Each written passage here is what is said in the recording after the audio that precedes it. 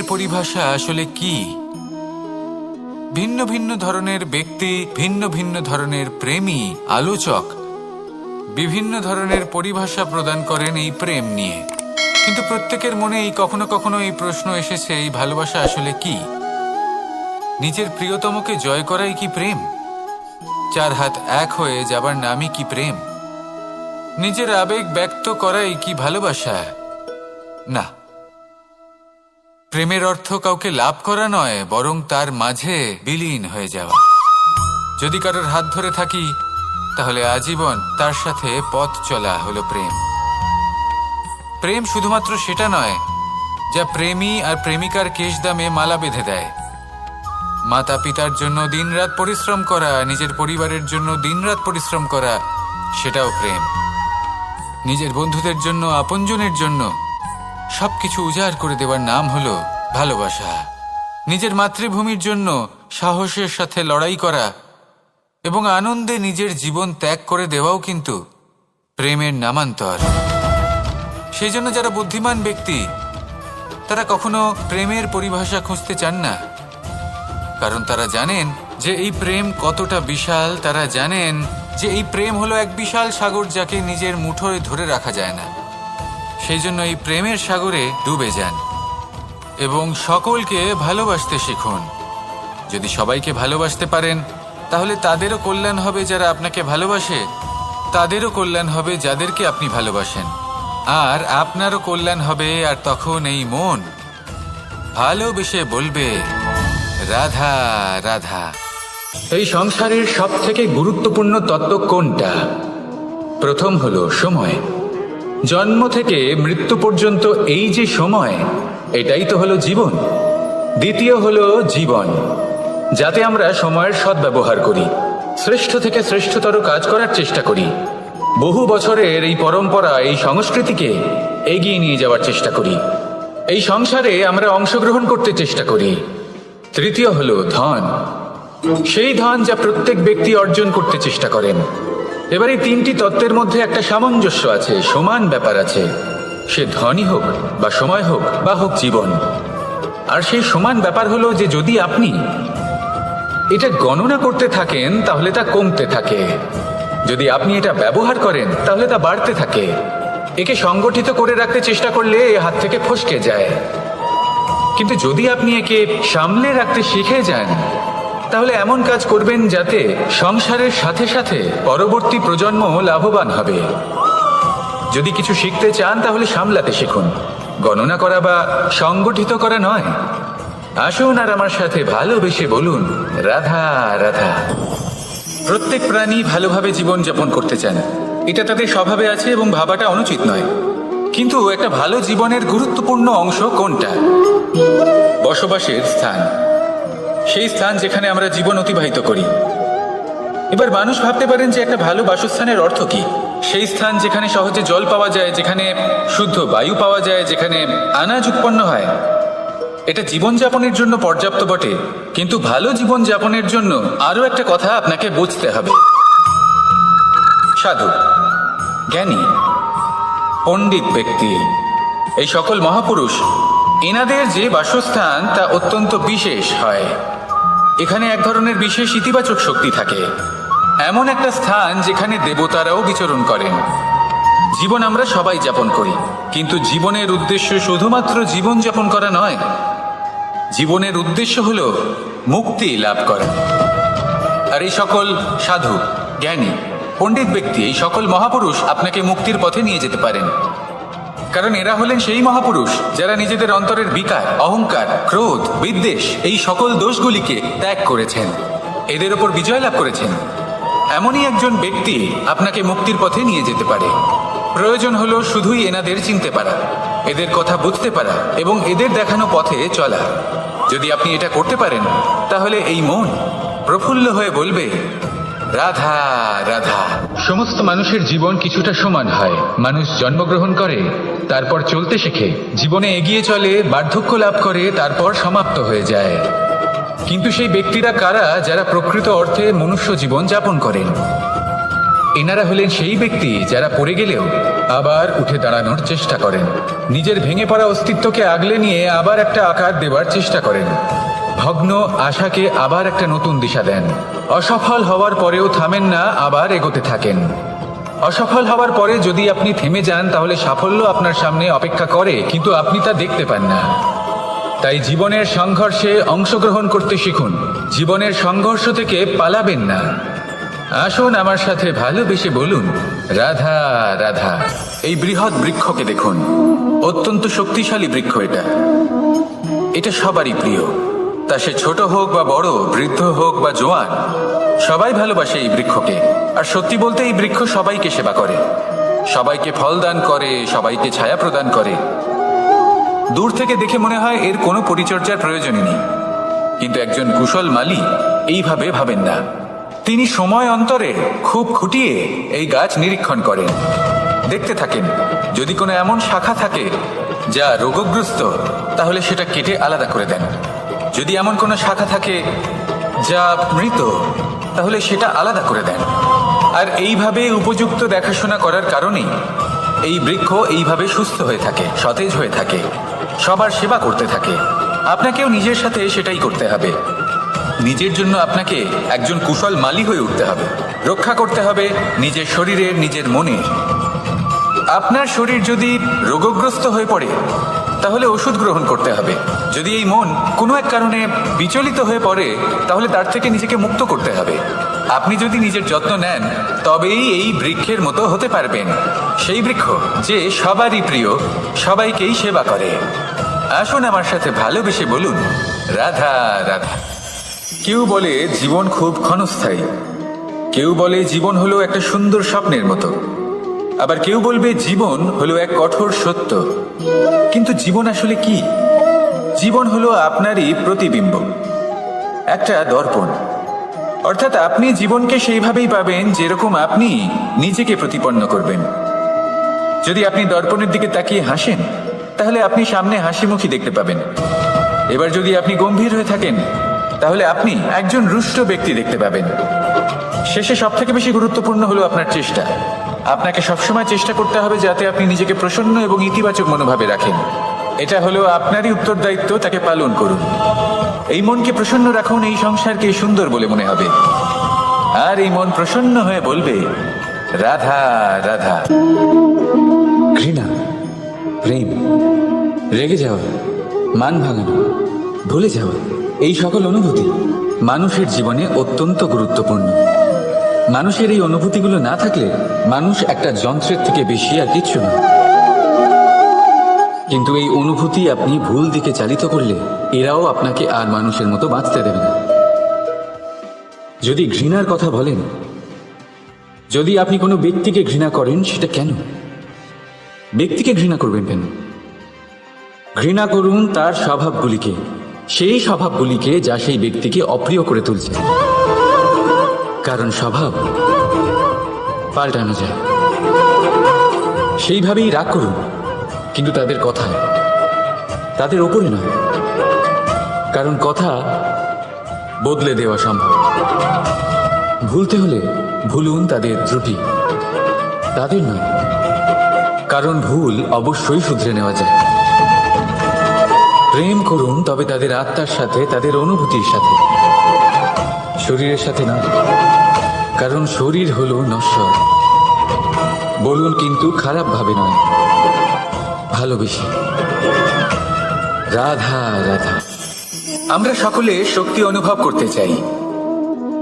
এবার যদি আপনাকে জিজ্ঞেস করা হয় যে সব থেকে বেশি শক্তির অনুভব কোথা থেকে করা সম্ভব, তখন কেউ কেউ বলবেন পুষ্টিকর আহার গ্রহণ করলে, ব্যায়াম করলে, কেউ বলবেন ধন লাভ করলে, বন্ধুদের থেকে, পরিবারের থেকে, আদি ইত্যাদি। এইভাবে আপনি শক্তির অনুভব অবশ্যই করতে পারেন, কিন্তু সব থেকে বেশি শক্তির অনুভব যদি আপনি করতে চান, তাহলে তা পাবেন শুধু একতার দ্বারা, সংগঠনের দ্বারা। যদি আপনাকে উদাহরণ দিই, নিজের এই হাতটাকে দেখুন, 5টা আঙুল রয়েছে।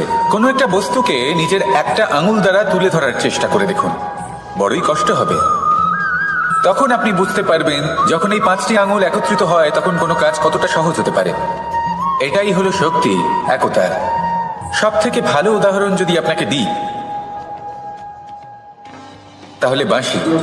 এই বাঁশি থেকে অত্যন্ত মধুর সুর নির্গত হয় যা সবার মন প্রসন্ন করে দেয়। এই কথা সত্যি, কিন্তু এই বাঁশি আমি একটা বা দুটো আঙুল দিয়ে বাজাতে পারবো না। আমাকে প্রত্যেকটা আঙুল ব্যবহার করতেই হবে, তবেই এর থেকে মধুর সুর নির্গত হবে যা সকলকে প্রসন্ন করবে, ঠিক কিনা? ঠিক এইভাবেই যদি আপনি চান যে আপনার জীবনরূপী বাঁশি থেকেও মধুর সুর নির্গত হোক বা সবার মনকে প্রসন্ন করে তুলুক, তাহলে আপনাকেও জীবনে একতা নিয়ে আসতেই হবে। আপনি একাও কর্ম করতে পারেন, পথ চলতেও পারেন, সামনেও এগোতে পারেন, সাফল্যও লাভ করতে পারেন।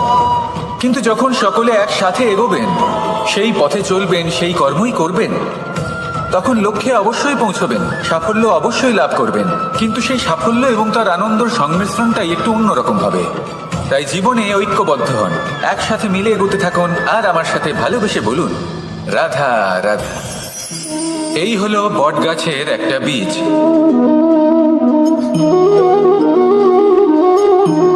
চলুন এটা রোপণ করা যাক, একটু জল দেওয়া যাক। এবার করতে পারেনি, তাই অসফল হওয়ার সাথে সাথে কুখ্যাতিরও ভাগিদার হয়ে যায় সে। দ্বিতীয় পথ হলো পরিবর্তন। যদি আপনি সেই পর্বত ভাঙার পরিবর্তে তাতে সোপান তৈরি করেন, তাহলে আপনিও সেই পর্বতে উঠতে পারবেন, অন্য কেউও তাতে উঠতে পারবে, আগামী প্রজন্ম তাতে উঠতে পারবে, আর সেই আগামী প্রজন্ম সর্বদা আপনার সুনাম করবে। তাই জীবনে প্রতিশোধ নয়, পরিবর্তন বাছুন। বদলা নয়, বদল বেছে নিন। আপনার বাধা আপনার বন্ধু হয়ে যাবে। রাধা রাধা। এই সংসারের সব থেকে গুরুত্বপূর্ণ তত্ত্ব কোনটা? প্রথম হলো সময়।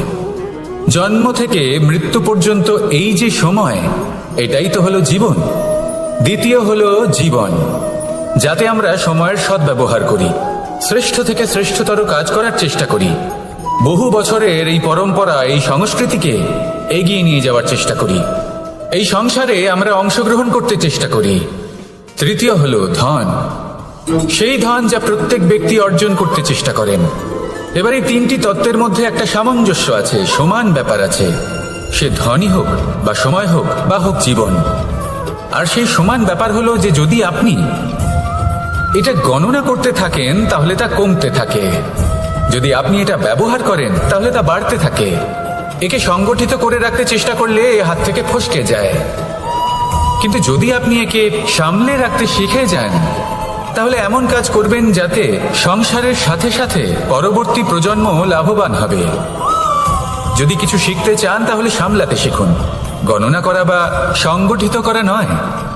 আসুন আর আমার সাথে ভালোবেসে বলুন, রাধা রাধা। মানুষ, এই শব্দের সূচনা হয় মন থেকে, আর সেই জন্যই হয়তো আমাদের এই মন এতটা গুরুত্বপূর্ণ। এবারে দেখুন না, আমাদের মনই সবকিছু চালনা করে। মনই সেই যে কল্পনা করে, মনই সেই যা কল্পনাকে বাস্তবে পরিণত করার জন্য পরিশ্রম করতে আমাদের প্রেরণা যোগায়। মনই সেই যা লোভের জালে জড়িয়ে পড়ে। মনই সেই যা অভিমানের পর্দা দিয়ে ঢেকে যায়। আর এই মনই সেই যা আপনাকে বিনাশের দিকে টেনে নিয়ে যেতে পারে। কিন্তু যদি তা পরোপকার করার ইন্ধন পায়, তাহলে এমন কোনো মহান কাজ নেই যা আপনি করতে পারবেন না। কিন্তু এই মন কি? এটা বোঝানো যায় দুটো শব্দের মাধ্যমে, দুটো সহজ শব্দ। প্রথম, একজন কুশল সেবক। দ্বিতীয়, একজন সংকটপ্রবণ মালিক। যদি আপনার এই মন আপনার নিয়ন্ত্রণে থাকে, তাহলে সে হলো আপনার সেবক। তাই আপনার অস্তিত্ব আছে। কিন্তু যদি আপনার মন আপনার কর্মের ওপরে নিয়ন্ত্রণ করে, তাহলে এই মন আপনার মালিক। আর তখন আপনার বিনাশ নিশ্চিত। তাই নিজের এই মনকে নিয়ন্ত্রণে রাখুন, কিন্তু ভালোবেসে। আসুন আমার সাথে আনন্দে বলুন, রাধা রাধা।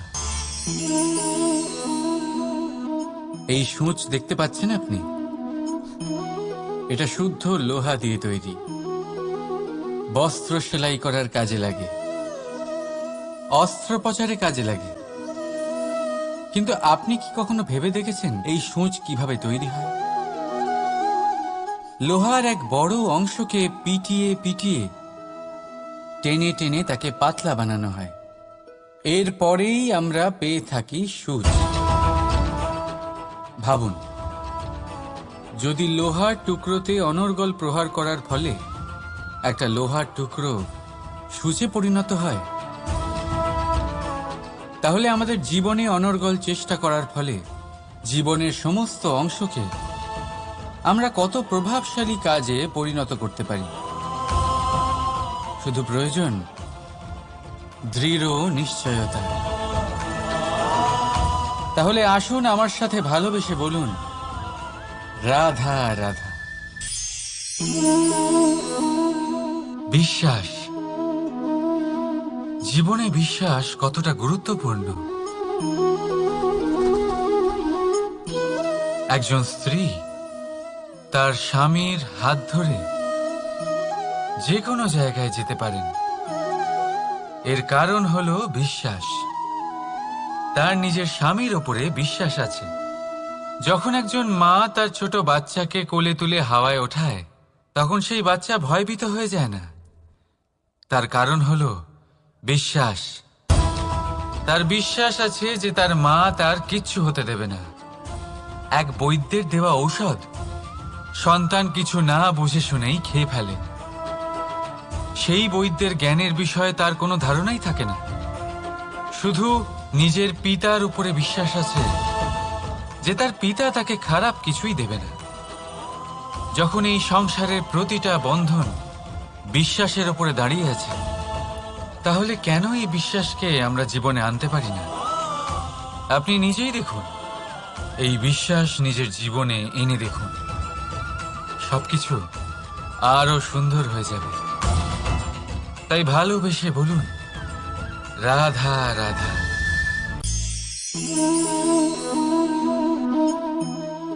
অহংকার, এই শব্দটা সবাই শুনেছেন। বহু মানুষকে আপনি এটা বলতে শুনেছেন যে ওই ব্যক্তির অহংকার আছে, ওই মানুষটির ক্ষমতার অহংকার আছে, ওই ব্যক্তির নিজের রূপ নিয়ে অহংকার আছে, ওই ব্যক্তির নিজের অর্থের অহংকার আছে, ইত্যাদি ইত্যাদি। কিন্তু এই অহংকার, এর অস্তিত্ব হয় কি করে?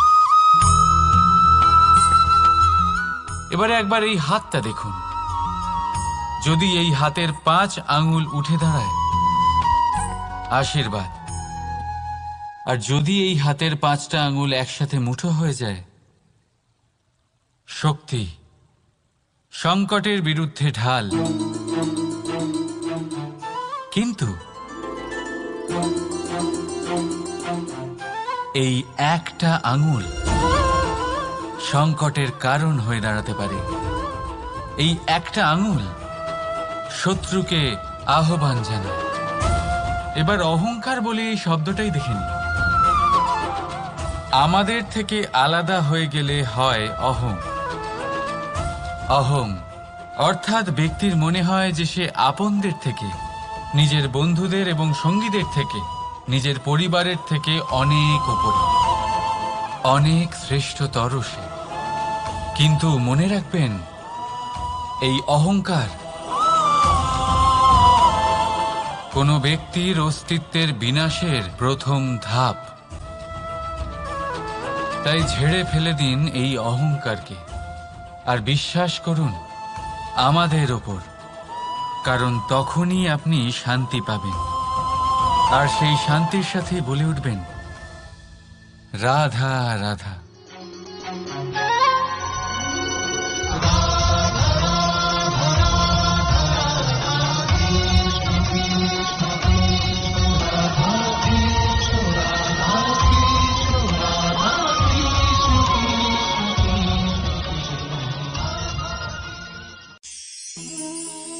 জীবনে আপনি এরকম মানুষও দেখবেন যারা এটা বলে, ভাবে, নিজেকেও বলে যে উনি সেই এমন ব্যক্তি যার মতো আমি হতে চাই। ঠিক আছে, কারোর থেকে প্রেরণা নেওয়াটা কোনো ভুল নয়, কিন্তু কখনো কখনো এই প্রেরণা গুরুত্বহীন হয়ে যায় আর আমরা শুরু করে দিই সেই ব্যক্তিকে নকল করতে। এখানেই থেমে যায় আমাদের উন্নতি। এবারে দেখুন, সংসারে শত কোটি রঙের ফুল আছে, কিন্তু তারা কখনো একে অপরকে নকল করে না। নকল করে না তাদের রং, নকল করে না তাদের সুগন্ধ। তাহলে আমরা করি কেন? প্রতিটা ব্যক্তির মধ্যে কোনো না কোনো প্রতিভা অবশ্যই থাকে, যা ফুটিয়ে তোলার সঠিক সময়ও আমাদের কাছে থাকে। কিন্তু সেই মানুষ সেই প্রতিভা নির্মাণ করার পরিবর্তে সময় নষ্ট করে অন্য কারোর মতো হওয়ার জন্য, কাউকে নকল করার জন্য। এটা করবেন না। সময়কে ব্যবহার করুন নিজের অস্তিত্ব নির্মাণ করার জন্য, কারণ কারোর ছায়া হওয়ার থেকে ভালো আপনি কারোর জন্য প্রেরণা হয়ে উঠুন। রাধা রাধা। আমরা সকলে পাথুরে রাস্তা এড়িয়ে চলি, কারণ এই পথের পাথর আমাদের যাত্রা আরো কঠিন করে তোলে, আমাদের পা আহত করে দেয়। কিন্তু একটা গুরুত্বপূর্ণ কথা আমরা ভুলেই যাই, এই কঠিন পথই না শুধু আমাদেরকে নিজেদের দুর্বলতার সাথে পরিচয় করায়, বরং আমাদের শক্ত হওয়ার প্রেরণাও দিতে থাকে। সময়ের সাথে ঠিক এমনটাই হতে থাকে। সবাই ভালো সময়ের অপেক্ষা করতে থাকেন, ভালো সময়ের জন্য পরিশ্রম করেন, তার জন্যই চিন্তা করেন, কিন্তু ভুলে যান যে ভালো সময় বহুবার আমাদের বিবেক নষ্ট করে দেয়। সেখানেই খারাপ সময় আমাদের বুদ্ধিকে সঠিক পথে চালিত করে। রাধা রাধা। ঘোড়াকে যতই প্রশিক্ষণ প্রদান করুন, তার মুখে লাগাম তো পরাতেই হবে। একজন ভালো চালক সেই ঘোড়ার লাগাম মাঝে মাঝে টেনে ধরে, তাকে সঠিক পথে চালিত করতে, যাতে সেই ঘোড়া দিগ্ভ্রান্ত না হয়। এবার একটু ভাবুন, ঠিক এরকমই হয় আমাদের মন। যদি এটা বিবেকের লাগাম দিয়ে মাঝে মাঝে আমরা টেনে না ধরি, তাহলে আমাদের এই মন দিগ্ভ্রান্ত হতে পারে। আর যদি আপনি আপনার লক্ষ্যে পৌঁছতে চান, তখন মনের এই লাগাম মাঝে মাঝে আপনাকে অবশ্যই টেনে ধরতে হবে, কারণ বিবেকের এই পথ প্রদর্শনই আপনাকে ভালোভাবে আপনার লক্ষ্যে পৌঁছে দেবে। মনে রাখবেন আর আমার সাথে ভালোবেসে বলবেন, রাধা রাধা। আপনি কখনো জাঁতা কল দেখেছেন? তাতে গম পেশা হয়। গমকে এমন ভাবে পেশা হয় যাতে আমরা তা খেতে পারি, জীবিত থাকতে পারি। আর যদি আপনি মন দিয়ে দেখেন, তাহলে কলের নিচের অংশ কখনো ঘোরে না, শুধুমাত্র উপরের অংশই ঘোরে। আর তবেই তা গম পিষতে পারে, আর তবেই রুটি তৈরি হতে পারে। কিন্তু ভেবে দেখুন, যদি কলের দুটো অংশই ঘুরতে থাকে তাহলে কি হবে? তা গম পেশার বদলে একে অপরকে পিষে নিজেদের অস্তিত্ব শেষ করে দেবে। তাই জীবনে কোনো কাজ যখন মন আর মস্তিষ্ক মিশিয়ে করা হয়, তখনই তা সম্পন্ন হয়। কিন্তু যখন বিষয় হলো ভক্তির, তখন মস্তিষ্কের যুক্তির মৌন থাকা প্রয়োজন। আর যখন বিষয় হলো কর্ম আর ন্যায়ের, তখন মনের আবেগের মৌন থাকা প্রয়োজন। তাই মন আর মস্তিষ্কের এই সম্মিলনে সতর্ক থাকবেন। একসাথে অবশ্যই চলবে, কিন্তু একে অপরের বাধা যেন না হয়ে দাঁড়ায়। রাধা রাধা। আমি একটা এমন শব্দ যার অনেকগুলি মানে হয়, যার আসল অর্থ হল অহং। যদি আপনি কথা বলেন সৃষ্টির নির্মাণ নিয়ে, তাহলে আমি ব্রহ্মদেব হয়ে সৃষ্টির নির্মাণ করবে। যদি আপনি কথা বলেন প্রলয়ের, তাহলে সেই আমি মহাদেব হয়ে বিনাশ করবে। এই আমি সঙ্গতিপূর্ণ, কিন্তু শুধু ততক্ষণ যতক্ষণ আপনি এটা সবার সাথে ভাগ করছেন। কিন্তু আমরা বহুবার এর মানে বুঝতে পারি না। এই অহংকে সীমিত করে দিই একটা ব্যক্তি অবধি, শুধু নিজে। আর তখনই জেগে ওঠে অহংকার, যাতে প্রাধান্য পায় শুধুমাত্র আমি, আমরা নয়। আর একজন ব্যক্তি একা না উৎপাদন করতে পারে আর না করতে পারে সৃজন। এবারে দেখুন, বৃষ্টির এক ফোঁটা, তারও অস্তিত্ব আছে, কিন্তু তা ধরিত্রীতে পড়লেই সমাপ্ত হয়ে যায়। কিন্তু যখন ফোঁটাগুলি একসাথে পড়ে, তখন শুরু হয় বর্ষা, আর তখনই তৈরি হয় ধারা। রাধা রাধা। বলুন, কি দেখতে পাচ্ছেন আপনি? আমার হাতের এই সাদা বস্ত্র, নাকি এতে লেগে থাকা এই কালো দাগ? এবারে সত্যি কথা বলতে কি, আপনার নজর সবার আগে এই কালো দাগের ওপরে গেছে। ঠিক আছে, এমনই তো হয়।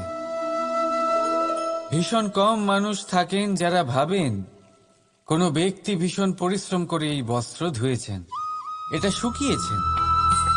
বেশিরভাগ মানুষের নজর যায় এই দাগের উপরে, ভাবেন যে এটা কি করে লাগলো।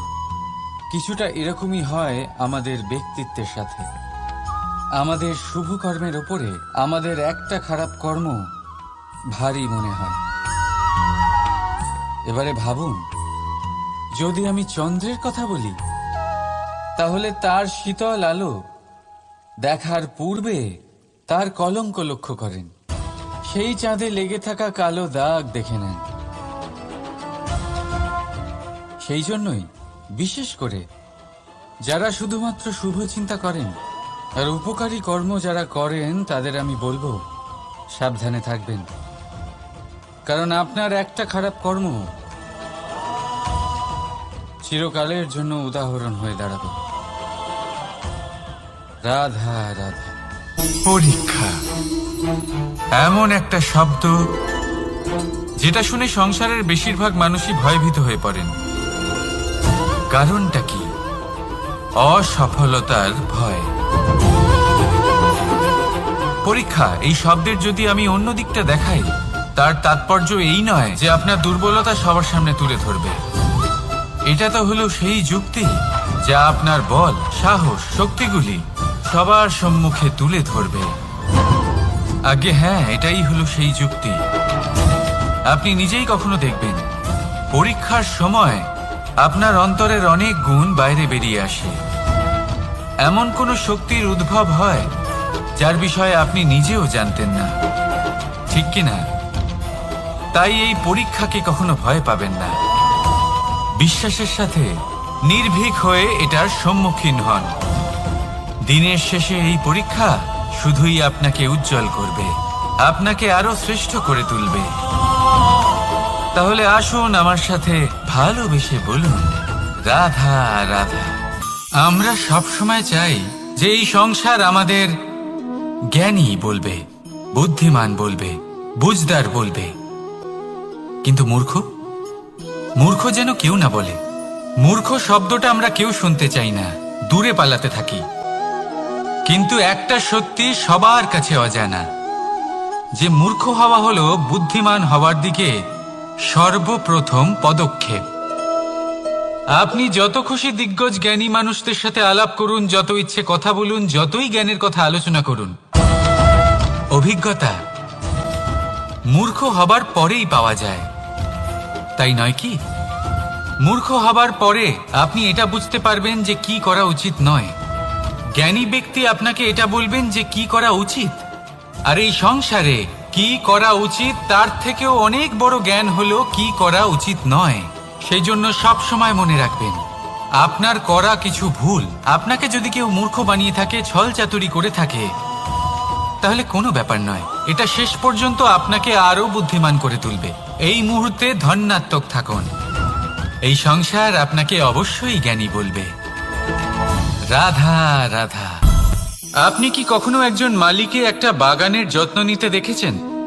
যদি কখনো একটা গাছে উই ধরে যায়, মালি তখন শুধু সেই গাছের নয়, সমস্ত বাগানের চিকিৎসা করায়। আপনারা হয়তো বলবেন, এ কেমন মূর্খতা? যখন উই একটা গাছে লেগেছে, সমস্ত বাগানের চিকিৎসা কেন করাতে হবে? এ তো অযথা পরিশ্রম করা। কিন্তু মালি খুব ভালো করে জানে যে উই হয়তো একটা গাছে লেগেছে, কিন্তু তা সমস্ত বাগানকে নাশ করে দিতে পারে। এবার মালির এই শিক্ষা, এই জ্ঞান অন্য অনেক জায়গাতে প্রযোজ্য। এই সংসারে আমরা শুধুমাত্র নিজের পরিবারের কথাই চিন্তা করি, তাদের যত্ন নিই, চেষ্টা করি যেন তারা ভালো থাকেন, সুখে থাকেন। আর সেই সময় এই সমাজের কিছু বিরোধী মনোভাব এই সমাজকে গ্রাস করে ফেলে, এই সমাজকে নষ্ট করে ফেলে। কিন্তু আমাদের নজর শুধু আমাদের পরিবারে থাকে। সেই জন্য যখন কথা ওঠে রাষ্ট্রের, দেশের, তখন তার জন্য সিদ্ধান্ত নিতে হবে, তখন তার জন্য ত্যাগ করতে হবে। আর মনে রাখবেন, যে সমস্যায় আসুক তার সমাধান পূর্ণরূপে বাঞ্ছনীয়। এই সংসারে প্রত্যেক ব্যক্তি যদি নিজের পরিবারেরও খেয়াল রাখেন এবং সমাজেরও খেয়াল রাখেন এবং সঠিকভাবে এই দেশেরও খেয়াল রাখেন, তবেই এই দেশ সম্পন্ন হতে পারবে। তাহলে আপনিও সেই প্রয়াস করুন আর আমার সাথে ভালোবেসে বলুন, রাধা রাধা। ভগবান আর ভুল, এই দুই একই অক্ষর দিয়ে শুরু হয়। শুধু তাই নয়, এদের দুজনের রাশিও সমান। এবারে আপনারা বলবেন যে ভগবান, ভুল, এদের মধ্যে কিভাবে মিল থাকতে পারে? অনেক বড় মিল আছে। না শুধু এ এক অক্ষর দিয়ে শুরু হয়, বরং এদের বিজয় মন্ত্রটাও এক।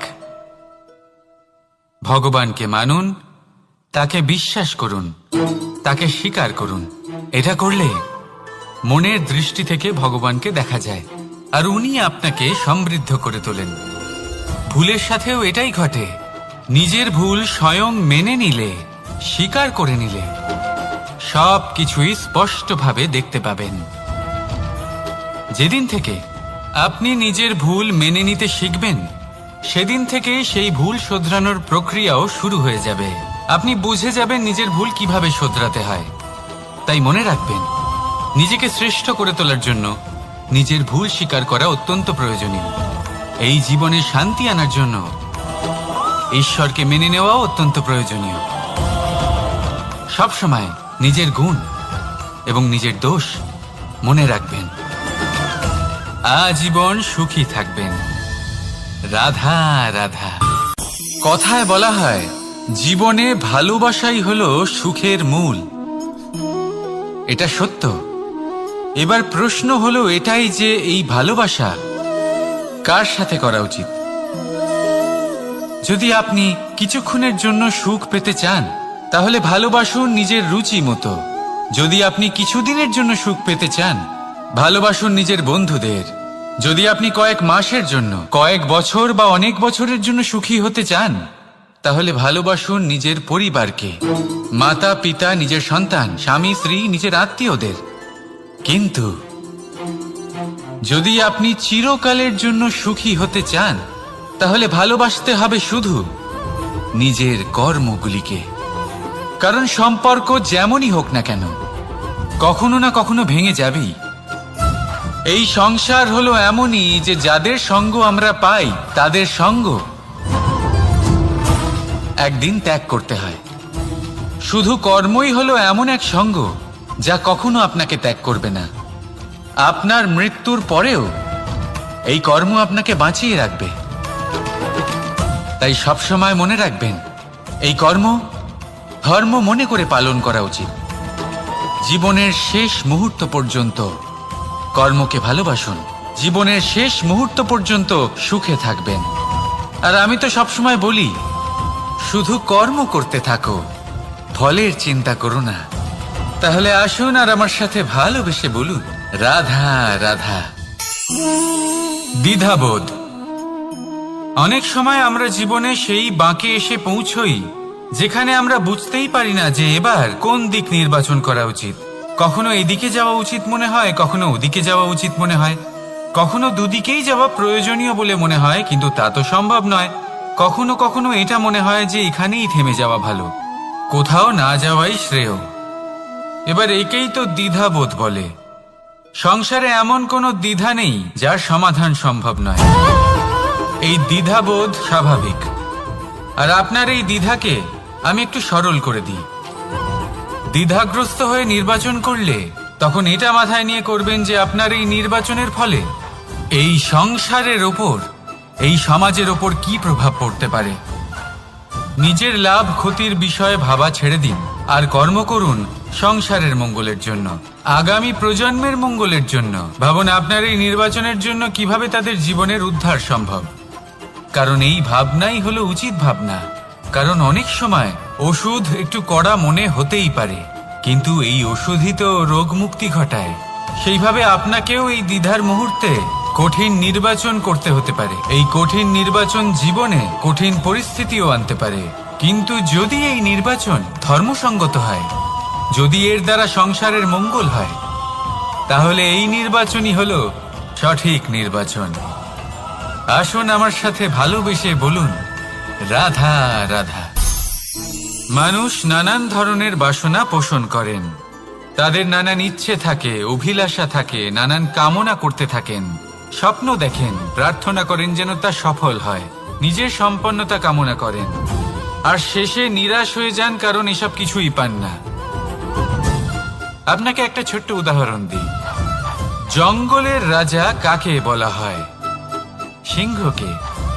এবার যেহেতু সিংহ বনের রাজা, তাই হরিণ তো তার কাছে এসে এটা বলতে পারে না যে আপনি হলেন বনের রাজা, তাই আপনি আমাকে মেরে ফেলুন, আমাকে খেয়ে ফেলুন আর নিজের ক্ষুধা নিবারণ করুন। এমন তো হয় না। সিংহ যতই বনের রাজা হোক, তাকেও পরিশ্রম অবশ্যই করতে হয়, তবেই তার ক্ষুধা নিবারণ হয়। সেইভাবেই আপনার সমস্ত স্বপ্ন, আপনার সমস্ত ইচ্ছে, আপনার সমস্ত অভিলাষা, সমস্ত আকাঙ্ক্ষা পূরণ হবেই, অবশ্যই হবে, পরিশ্রমের দ্বারা। শুধু ভাবলেই হবে না। তাহলে আপনিও জীবনে পরিশ্রম করুন, নিজের সমস্ত স্বপ্ন পূরণ করুন, আর আমার সাথে ভালোবেসে বলুন, রাধা রাধা। আপনি কি কখনো কোনো উঁচু পর্বতের শিখরে পৌঁছতে পেরেছেন? যদি পৌঁছে থাকেন বা যদি আপনি কোনো উঁচু পর্বতের শিখরে যান, তাহলে ভালো করে দেখবেন, আপনি যত উঁচুতে অগ্রসর হতে থাকবেন, আস্তে আস্তে সমস্ত বনস্পতি বিলুপ্ত হতে থাকে। তারপরে সমস্ত গাছপালা, পশু পাখি সব বিলুপ্ত হতে থাকে। শেষ পর্যন্ত সেই শিখরে থেকে যায় শুধুমাত্র শান্তি, নীরবতা। আমাদের মানুষের সাথেও এটাই হয়। মানুষ যখন আত্মবিকাশের পথে অগ্রসর হতে থাকে এবং নিজের জীবনের শিখরে পৌঁছতে চায়, তখন তার একা থাকা অত্যন্ত প্রয়োজনীয় হয়। আর তাকে তখন ত্যাগ করতে হয় নিজের সুখ স্বাচ্ছন্দ্য, নিজের সম্পত্তি, নিজের সমৃদ্ধি, নিজের সৌন্দর্য। দেখুন, জীবনের শিখরে পৌঁছনো একেবারেই সহজ কাজ নয়। এ হলো অত্যন্ত দুর্গম এক পথ। কিন্তু যদি আপনি সেখানে পৌঁছতে চান, তাহলে আপনাকে ত্যাগের প্রবৃত্তি জাগিয়ে তুলতে হবে। ত্যাগ কি সেটা জানতে হবে, কারণ ত্যাগের ফলেই মনে শান্তি আসে, আর সেই শান্তির ফলে মনে উৎপন্ন হয় প্রেম। আর এই প্রেমই হলো জীবনের অন্তিম লক্ষ্য। তাহলে আসুন আমার সাথে ভালোবেসে বলুন রাধা রাধা।